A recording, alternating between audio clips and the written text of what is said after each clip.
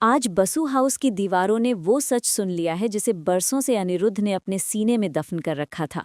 और जैसे ही अनिरुद्ध के मुंह से वो शब्द निकले, वहां मौजूद हर शख्स की सांसें जैसे पल भर के लिए रुक गईं, क्योंकि अनिरुद्ध ने आज अर्शी की आंखों में आंखें डालकर वो कह दिया जिसकी उम्मीद शायद खुद भगवान को भी नहीं थी कि ये राज कभी बाहर आएगा। सन्नाटा इतना गहरा था कि अगर सुई भी गिरती तो उसकी गूंज सुनाई देती, लेकिन इस खामोशी को चीरते हुए अनिरुद्ध की वो आवाज अभी भी सबके कानों में गूंज रही थी। हाँ अर्शी, झनक मेरी ही बेटी है, मेरी और नूतन की निशानी है वो। ये सिर्फ एक वाक्य नहीं था, बल्कि एक ऐसा परमाणु बम था जिसने रिश्तों की पूरी बुनियाद को ही राख कर दिया। और सबसे ज्यादा तबाही अगर किसी की जिंदगी में मची है तो वो है अदिति, जो वहीं खड़ी अपने पिता को एक अजनबी की तरह देख रही थी। अदिति के पैरों तले से जमीन खिसकना तो एक बहुत छोटी बात होगी। असल में अदिति की तो पूरी दुनिया ही उसे एक पल में घूम गई, क्योंकि जिसे वो अपनी सौतन, अपनी दुश्मन और अपने पति ऋषि की एक्स पत्नी मानकर नफरत करती आई थी, वो आज अचानक उसकी अपनी सगी बड़ी बहन निकल आई। फिल्म सिटी के गलियारों में जहां मैं यानी आपकी अपनी मनीषा काम करती हूं, वहां आज सुबह से ही इस सीन की चर्चा आग की तरह फैल रही है। और सेट पर मौजूद हर क्रू मेंबर के चेहरे पर हवाइयाँ उड़ी हुई थी, क्योंकि मैंने अपनी आंखों से देखा है कि कैसे इस खुलासे ने कहानी का पूरा रुख ही पलट दिया है। अनिरुद्ध का चेहरा आंसुओं से भीगा हुआ था, लेकिन उसकी आंखों में आज एक अजीब सी दृढ़ता थी। शायद इतने सालों का बोझ उतरने का सुकून भी था और अर्शी को खो देने का डर भी। लेकिन अर्शी का हाल तो बयां करना भी मुश्किल है। अर्शी जो हमेशा अपने गुरूर में रही, जिसे लगता था कि अनिरुद्ध सिर्फ उसका है, आज उसे महसूस हुआ कि उसकी पूरी शादीशुदा जिंदगी ही एक झूठ की बुनियाद पर टिकी थी। नूतन, वो नाम जो अर्शी के लिए हमेशा एक बीता हुआ कल था, आज वो नाम झनक के रूप में उसके वर्तमान को निगलने के लिए वापस आ खड़ा हुआ है। उधर अदिति, जो ऋषि की पत्नी होने का गौरव लेकर खड़ी थी, उसका दिमाग सुन्न पड़ गया था।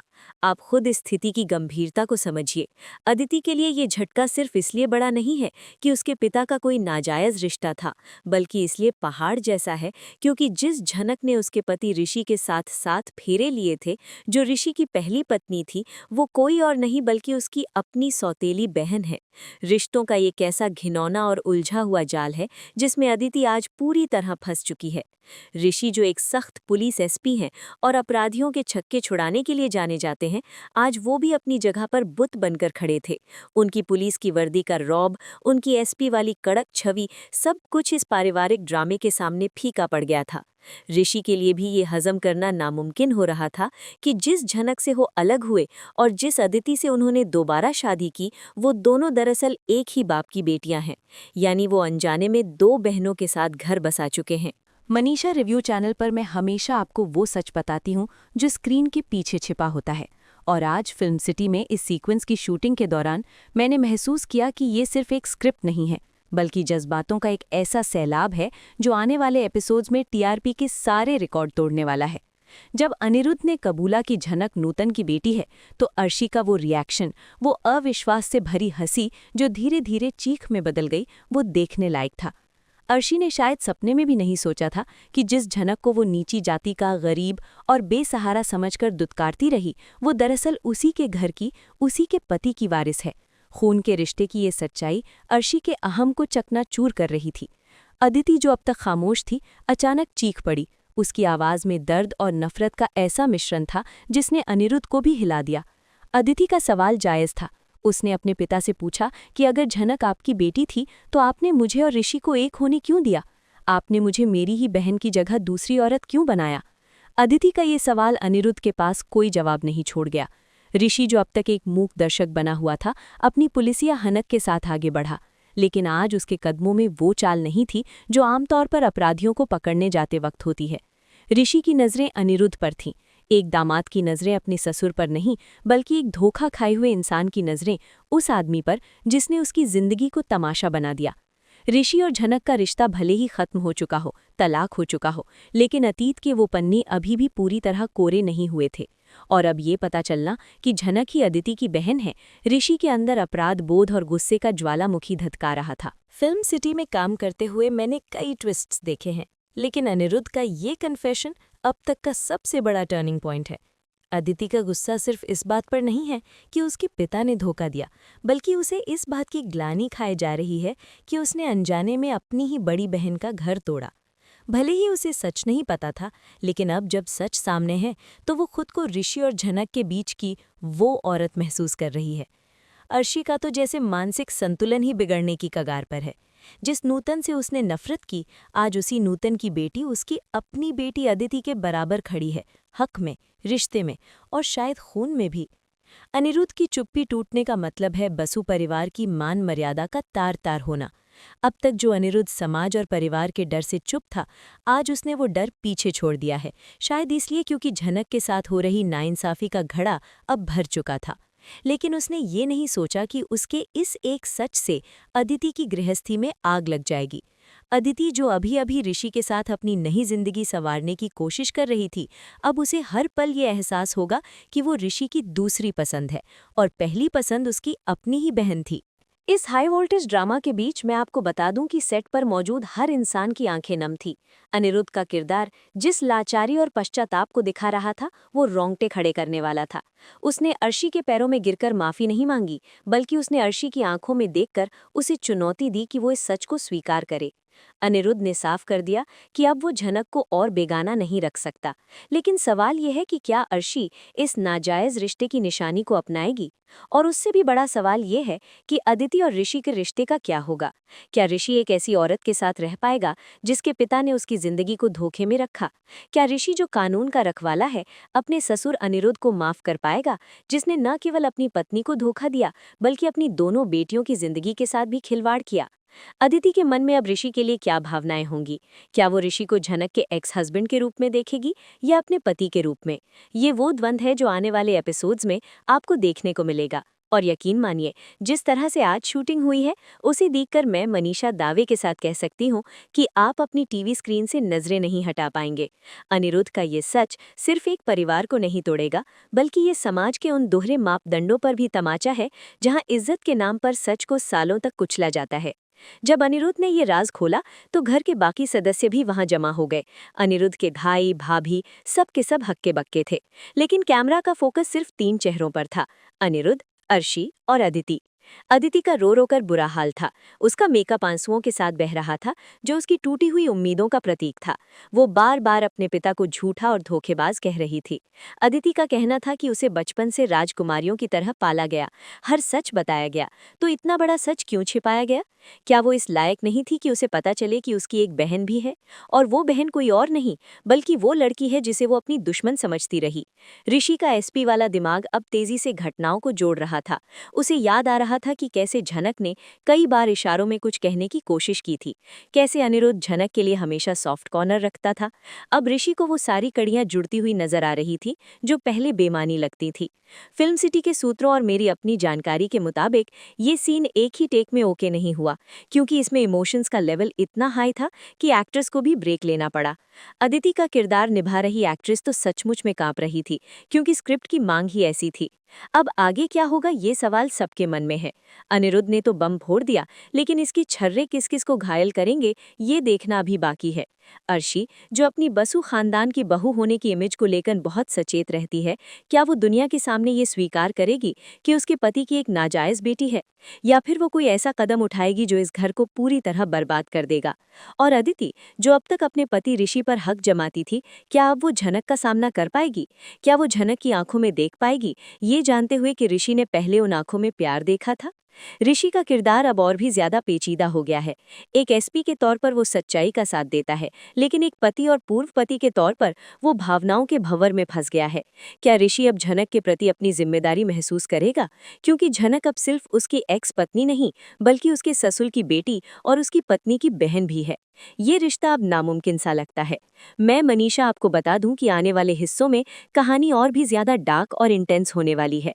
ये तो बस शुरुआत है। अभी तो नूतन की मौत का राज, झनक के संघर्ष और अदिति के बदले की आग का सामने आना बाकी है।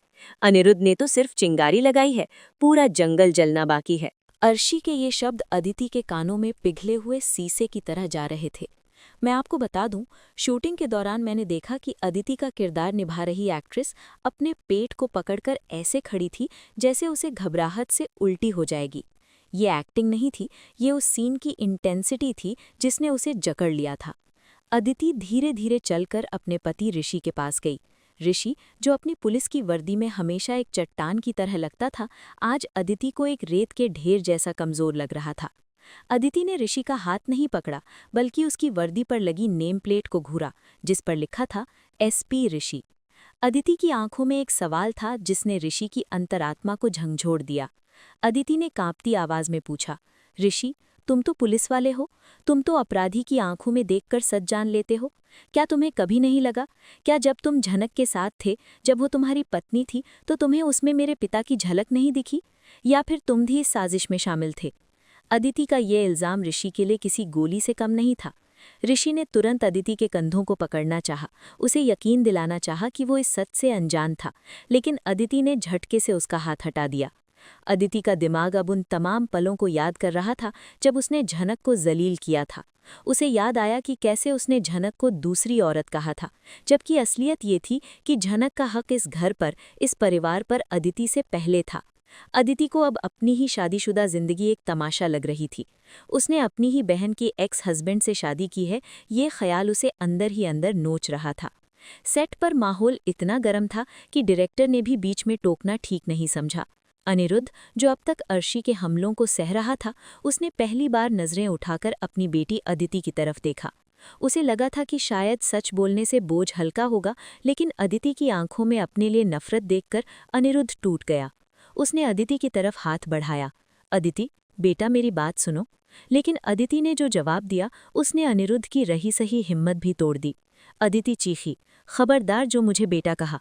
आप मेरे पिता नहीं हैं, मिस्टर अनिरुद्ध बसु। एक पिता अपनी बेटी की खुशियों की रक्षा करता है, लेकिन आपने तो अपनी दोनों बेटियों को एक ही आदमी के साथ बांधकर हमारी जिंदगी का मजाक बना दिया। आपने मुझे क्या बना दिया डैड, एक सौतन, अपनी ही बहन की सौतन? अदिति का ये डायलॉग सेट पर मौजूद हर शख्स के दिल को चीर गया। मैं, मनीषा, कैमरा के पीछे खड़ी थी और मैं देख सकती थी कि कैसे मेकअप आर्टिस्ट से लेकर लाइटमैन तक सबकी आंखें नम थीं। ये दर्द सिर्फ एक कैरेक्टर का नहीं था, ये उस विश्वासघात का दर्द था जो खून के रिश्तों में मिलता है। तभी ऋषि का पुलिस वाला अवतार जाग उठा। अब तक वो एक पति और दामाद की तरह चुप था, लेकिन अदिति की टूटती हुई हालत और अनिरुद्ध की चुप्पी ने उसके अंदर के एसपी को ललकार दिया था। ऋषि ने अपने ससुर अनिरुद्ध के सामने जाकर कड़े शब्दों में सवाल किया। उसकी आवाज में अब दामाद का लिहाज नहीं, बल्कि एक अफसर की सख्ती थी। ऋषि ने अनिरुद्ध की आंखों में आंखें डालकर पूछा, मिस्टर बसु, इमोशनल ड्रामा बहुत हो गया, अब मुझे तथ्य चाहिए। अगर झनक आपकी और नूतन जी की बेटी है, तो नूतन जी की मौत कैसे हुई? क्या वो एक हादसा था, या फिर आपने अपने इस राज को छिपाने के लिए नूतन को रास्ते से हटा दिया? ऋषि के इस सवाल ने वहां मौजूद हर इंसान के पैरों तले जमीन खिसका दी। अर्शी भी एकदम चुप हो गई। उसने कभी इस नजरिए से सोचा ही नहीं था। क्या अनिरुद्ध, जो इतना डरपोक था कि समाज के डर से अपनी बेटी को नहीं अपना सका, वो अपनी प्रेमिका की जान भी ले सकता है? अनिरुद्ध ने घबराकर ऋषि की तरफ देखा। उसका चेहरा पसीने से तरबतर हो गया। उसने हकलाते हुए कहा, नहीं नहीं ऋषि, मैंने नूतन को नहीं मारा, वो तो एक बीमारी से। लेकिन ऋषि ने उसकी बात काट दी। झूठ मत बोलिए, मुझे पूरी टाइमलाइन चाहिए। झनक अनाथ आश्रम में कैसे पहुंची? आपने उसे अपनी बेटी का दर्जा क्यों नहीं दिया? और सबसे बड़ी बात, जब मेरी शादी झनक से हुई तब आप चुप क्यों थे? आप देख रहे थे कि आपकी एक बेटी का जीवन बर्बाद हो रहा है, फिर भी आप खामोश रहे। ऋषि का गुस्सा जायज था। उसे लग रहा था कि उसके साथ भी धोखा हुआ है। उसने अनजाने में अपनी साली से शादी की थी और अब उसी साली की छोटी बहन उसकी पत्नी थी। ये रिश्ता इतना उलझ चुका था कि ऋषि को समझ नहीं आ रहा था कि वो किस मुंह से अदिति को संभाले और किस हक से झनक के बारे में सोचे। तभी अर्शी फिर से बिफर पड़ी। उसे नूतन की मौत या झनक के अनाथ होने से कोई मतलब नहीं था। उसे सिर्फ अपनी साख की पड़ी थी। अर्शी ने अनिरुद्ध को धक्का देते हुए कहा, मुझे कोई फर्क नहीं पड़ता कि वो कैसे मरी। मुझे फर्क पड़ता है कि आज मेरी बेटी का सुहाग खतरे में है तुम्हारी वजह से। अनिरुद्ध, मैं तुम्हें कभी माफ नहीं करूंगी। और कान खोलकर सुन लो, वो नापसंद लड़की झनक, जिसका खून गंदा है, वो इस घर की चौखट कभी नहीं लांघेगी। अगर वो तुम्हारी बेटी है तो उसे तुम अपने दिल में रखो। बसु हाउस में उसके लिए कोई जगह नहीं है। लेकिन अनिरुद्ध ने आज पहली बार अर्शी को पलटकर जवाब दिया। उसने आंसुओं के बीच एक अजीब सी हंसी हंसते हुए कहा, अर्शी, तुम अब भी नहीं समझी। झनक को इस घर की जरूरत नहीं है, इस घर को झनक की माफी की जरूरत है। और रही बात खून की, तो जो खून मेरी नसों में बह रहा है वही झनक में भी है और वही अदिति में भी। अगर झनक गंदी है तो अदिति भी पवित्र नहीं है। अनिरुद्ध के इस वाक्य ने अदिति को पूरी तरह तोड़ दिया। वो अपने घुटनों पर गिर गई और फूट फूट कर रोने लगी। उसे लगा जैसे उसकी पहचान ही मिट गई हो। जिस पिता पर उसे गर्व था वो उसे उसके अस्तित्व पर सवाल उठाने वाला बन गया। ऋषि तुरंत अदिति के पास झुका, उसे संभालने की कोशिश की, लेकिन अदिति ने ऋषि को धक्का देकर दूर कर दिया। दूर रहो मुझसे, तुम भी उसी के हो। तुम पहले झनक के थे, अब मेरे हो। मुझे घिन आ रही है इस रिश्ते से, मुझे घिन आ रही है खुद से। अदिति का ये रिएक्शन इतना नेचुरल और दर्दनाक था कि डायरेक्टर ने कट बोलने के बाद भी कैमरामैन को शूट करते रहने का इशारा किया ताकि वो रॉ इमोशंस कैप्चर हो सके। फिल्म सिटी में चर्चा है कि ये एपिसोड टीआरपी के सारे मीटर तोड़ देगा। मैंने खुद देखा कि कैसे अदिति और ऋषि के बीच की दरार अब खाई बन चुकी है। ऋषि वहां लाचार खड़ा था। वो एक ऐसा आदमी था जिसके पास ताकत थी, कानून था, लेकिन अपने घर की औरतों के आंसू पोंछने का कोई रास्ता नहीं था। कहानी में असली ट्विस्ट तो तब आया जब घर के लैंडलाइन फोन की घंटी बजी। इस तनाव भरे माहौल में फोन की घंटी किसी सायरन जैसी लग रही थी। नौकर ने डरते डरते फोन उठाया और अनिरुद्ध की तरफ इशारा किया। जैसे ही अनिरुद्ध ने फोन कान से लगाया, उसका चेहरा और भी ज्यादा सफेद पड़ गया। फोन के दूसरी तरफ से जो खबर आई थी उसने अनिरुद्ध के पैरों की बची खुची ताकत भी छीन ली। फोन हाथ से छूटकर गिर गया। सबने अनिरुद्ध की तरफ देखा। ऋषि ने आगे बढ़कर पूछा, क्या हुआ, किसका फोन था? अनिरुद्ध ने फटी हुई आंखों से ऋषि और अर्शी की तरफ देखा और बुदबुदाया, झनक शहर वापस आ गई है, और वो अकेली नहीं है। उसने कोर्ट में केस फाइल किया है, डीएनए टेस्ट के लिए। ये सुनते ही अर्शी वहीं सोफे पर ढेर हो गई और अदिति ने अविश्वास से अपने पिता को देखा। यानी अब ये बात सिर्फ घर की चारदीवारी में नहीं रहेगी, अब ये तमाशा पूरी दुनिया देखेगी। झनक अब वो बेचारी अबला नहीं रही, वो अपना हक मांगने आ रही है, और उसका सबसे बड़ा हथियार है उसका सच, जो अब अनिरुद्ध ने खुद कबूल लिया है। ऋषि के चेहरे पर एक अजीब सा भाव आया, शायद राहत का कि अब सच कानूनी तौर पर सामने आएगा, और शायद डर का भी कि जब झनक सामने आएगी तो उसका सामना कैसे करेगा। क्या ऋषि झनक का साथ देगा या अपनी पत्नी अदिति का? क्योंकि अब लड़ाई सिर्फ सच और झूठ की नहीं है, अब लड़ाई बसु सरनेम की है। अदिति जो जमीन पर बैठी रो रही थी, अचानक खड़ी हो गई। उसने अपने आंसू पूछे और एक भयानक निश्चय के साथ अनिरुद्ध और ऋषि की तरफ देखा। ठीक है, अगर वो आ रही है तो आने दो, डीएनए टेस्ट होने दो, लेकिन याद रखना डैड, अगर ये साबित हो गया कि वो मेरी बहन है तो उसी दिन इस घर में अदिति बसु की भी मौत हो जाएगी। मैं अपनी सौतन के साथ अपनी बहन का रिश्ता कभी नहीं निभाऊंगी। अदिति का ये डायलॉग सेट पर मौजूद हर शख्स के दिल को चीर गया। मैं, मनीषा, कैमरा के पीछे खड़ी थी और मैं देख सकती थी कि कैसे मेकअप आर्टिस्ट से लेकर लाइट मैन तक सबकी आंखें नम थीं। ये दर्द सिर्फ एक कैरेक्टर का नहीं था, ये उस विश्वासघात का दर्द था जो खून के रिश्तों में मिलता है। तभी ऋषि का पुलिस वाला अवतार जाग उठा। अब तक वो एक पति और दामाद की तरह चुप था, लेकिन अदिति की टूटती हुई हालत और अनिरुद्ध की चुप्पी ने उसके अंदर के एसपी को ललकार दिया था। ऋषि ने अपने ससुर अनिरुद्ध के सामने जाकर कड़े शब्दों में सवाल किया। उसकी आवाज में अब दामाद का लिहाज नहीं बल्कि एक अफसर की सख्ती थी। ऋषि ने अनिरुद्ध की आंखों में आंखें डालकर पूछा, मिस्टर बसु, इमोशनल ड्रामा बहुत हो गया, अब मुझे तथ्य चाहिए। अगर झनक आपकी और नूतन जी की बेटी है तो नूतन जी की मौत कैसे हुई? क्या वो एक हादसा था या फिर आपने अपने इस राज को छिपाने के लिए नूतन को रास्ते से हटा दिया? ऋषि के इस सवाल ने वहां मौजूद हर इंसान के पैरों तले जमीन खिसका दी। अर्शी भी एकदम चुप हो गई। उसने कभी इस नजरिए से सोचा ही नहीं था। क्या अनिरुद्ध, जो इतना डरपोक था कि समाज के डर से अपनी बेटी को नहीं अपना सका, वो अपनी प्रेमिका की जान भी ले सकता है? अनिरुद्ध ने घबराकर ऋषि की तरफ देखा। उसका चेहरा पसीने से तरबतर हो गया। उसने हकलाते हुए कहा, नहीं नहीं ऋषि, मैंने नूतन को नहीं मारा, वो तो एक बीमारी से। लेकिन ऋषि ने उसकी बात काट दी। झूठ मत बोलिए, मुझे पूरी टाइमलाइन चाहिए। झनक अनाथ आश्रम में कैसे पहुंची? आपने उसे अपनी बेटी का दर्जा क्यों नहीं दिया? और सबसे बड़ी बात, जब मेरी शादी झनक से हुई तब आप चुप क्यों थे? आप देख रहे थे कि आपकी एक बेटी का जीवन बर्बाद हो रहा है, फिर भी आप खामोश रहे। ऋषि का गुस्सा जायज था। उसे लग रहा था कि उसके साथ भी धोखा हुआ है। उसने अनजाने में अपनी साली से शादी की थी और अब उसी साली की छोटी बहन उसकी पत्नी थी। ये रिश्ता इतना उलझ चुका था कि ऋषि को समझ नहीं आ रहा था कि वो किस मुंह से अदिति को संभाले और किस हक से झनक के बारे में सोचे। तभी अर्शी फिर से बिफर पड़ी।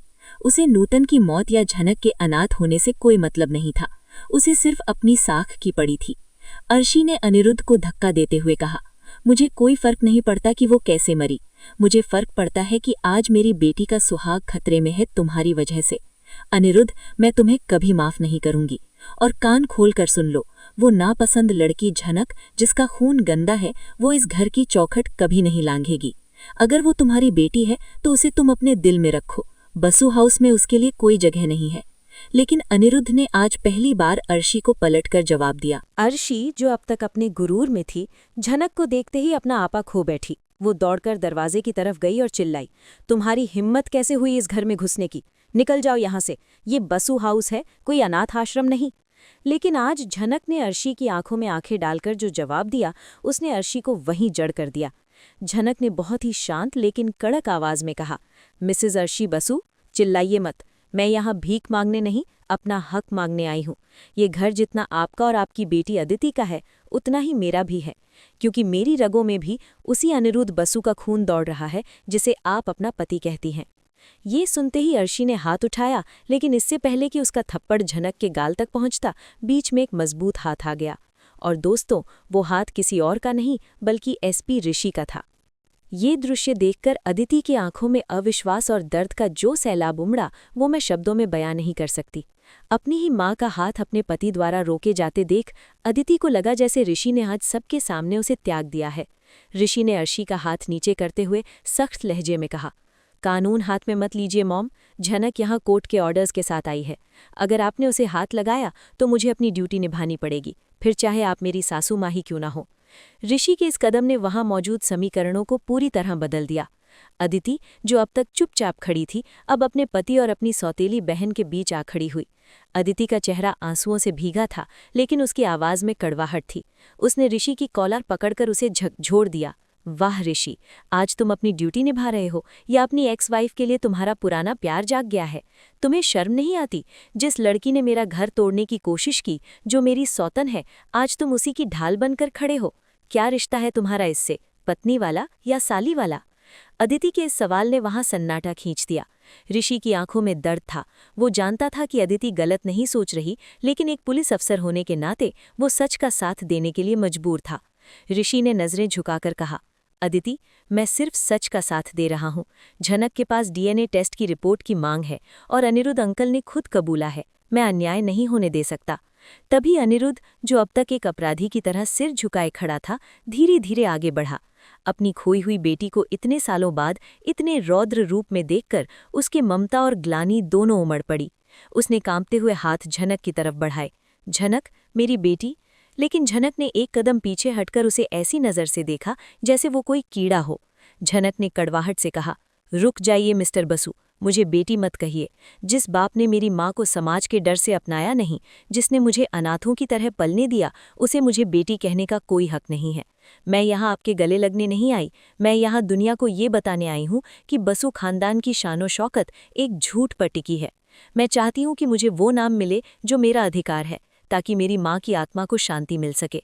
अनिरुद्ध फूट फूट कर रोने लगा। उसने घुटनों पर बैठकर अर्शी, अदिति और झनक तीनों के सामने हाथ जोड़ लिए। मुझसे गलती हुई, बहुत बड़ी गलती हुई। मैं डरपोक था, लेकिन अब मैं सब ठीक करना चाहता हूँ। अर्शी, झनक को अपना लो, वो भी हमारी ही। अनिरुद्ध का वाक्य पूरा भी नहीं हुआ था कि अर्शी ने एक ऐसा फैसला सुनाया जिसने कहानी का अंत ही तय कर दिया। अर्शी ने ठंडी और क्रूर आवाज में कहा, अनिरुद्ध, अगर तुम चाहते हो कि ये नाजायज लड़की इस घर में रहे तो शौक से रखो, लेकिन जिस पल ये इस घर में कदम रखेगी, उसी पल मैं और अदिति इस घर से हमेशा के लिए चले जाएंगे।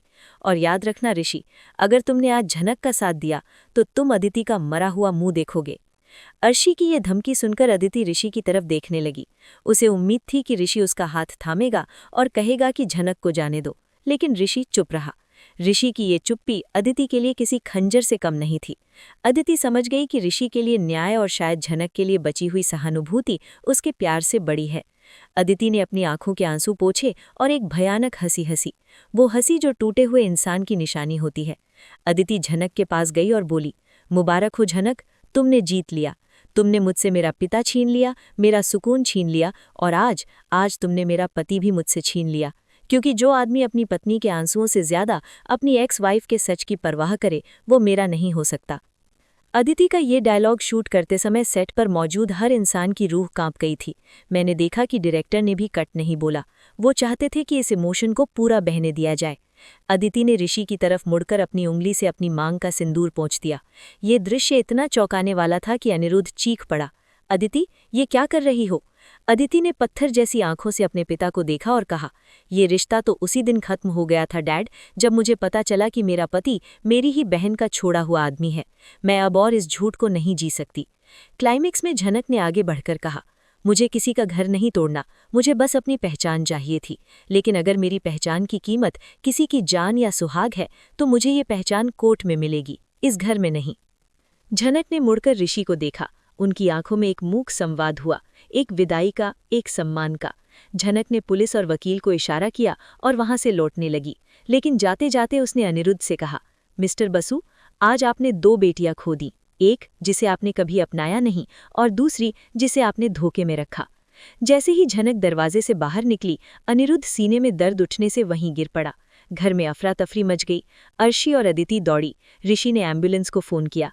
कैमरा धीरे धीरे ऋषि के चेहरे पर जूम हुआ, जो दरवाजे की तरफ देख रहा था जहां से झनक गई थी, और फिर नीचे गिरे अनिरुद्ध और रोती हुई अदिति की तरफ। ऋषि एक ऐसे चौराहे पर खड़ा था जहां से कोई भी रास्ता खुशियों की तरफ नहीं जाता था। दोस्तों, शूटिंग खत्म होने के बाद मैंने, आपकी मनीषा ने सेट के माहौल को बहुत भारी महसूस किया।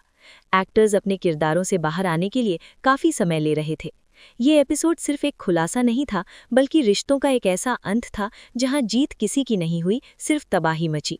आने वाले समय में हम देखेंगे कि क्या अनिरुद्ध बच पाएगा, क्या अदिति और ऋषि का रिश्ता तलाक की ओर बढ़ेगा, और क्या झनक कोर्ट के जरिए बसु परिवार को सड़क पर लाएगी। ये सब सवाल अब दर्शकों को अपनी सीटों से बांधे रखेंगे। मेरा रिव्यू यही कहता है कि मेकर्स ने इस ट्रैक को बहुत ही शानदार तरीके से लिखा है। अदिति का सिंदूर पोंछना और ऋषि का मौन समर्थन, ये दोनों बातें आने वाले बड़े तूफान का संकेत देती हैं। मुझे तो लगता है कि अदिति अब विलेन बनकर झनक की जिंदगी नर्क बनाने वाली है, या फिर डिप्रेशन में जाकर ऋषि को जिंदगी भर का गिल्ट दे जाएगी, और ऋषि, ये शायद अब ड्यूटी और प्यार के बीच पिस कर रह जाएगा। तो दोस्तों, ये थी फिल्म सिटी से मेरी एक्सक्लूसिव रिपोर्ट। इस धमाकेदार एपिसोड के लिए तैयार रहिए। मैं हूं मनीषा और आप देख रहे थे मनीषा रिव्यू। चैनल को सब्सक्राइब करना ना भूलें, क्योंकि अगला अपडेट इससे भी ज्यादा शॉकिंग होने वाला है। तब तक के लिए अलविदा।